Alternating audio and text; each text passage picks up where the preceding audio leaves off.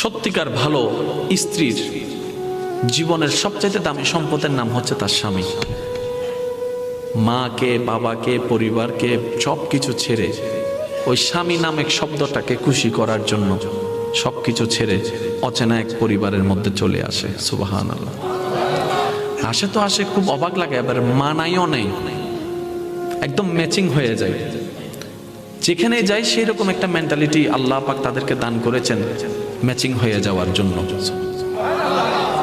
একজন সত্যিকার ভালো বউ তার জীবনের সবচেয়ে বড় নিয়ামত মনে করে দুনিয়ার তার স্বামীকে। কারণ সবাই তার সাথে বেঈমানি করবে, আমার স্বামী কখনো আমার সাথে বেঈমানি করবে না।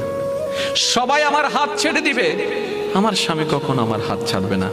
এখানে যারা বিবাহিতরা আছেন, আমি ছোট্ট মানুষ হিসেবে শ্রদ্ধার সাথে একটা কথা বলি।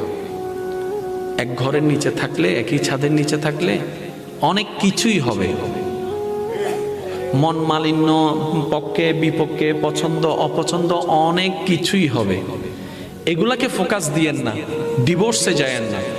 কারণ ডিভোর্স করে যেখানে যাবেন সেখানে যে মহাসুখ পাবেন এরকম কোনো গ্যারান্টি নাই। যেখানে আছেন থাকুন, আল্লাহর রহমতের আশা করুন। ডিভোর্স কখনো সমাধান হতে পারে না। স্বামীর কাজ হচ্ছে স্ত্রীদেরকে মায়া প্রদর্শন করা, মহাব্বত প্রদর্শন করা, কেয়ারিং পছন্দ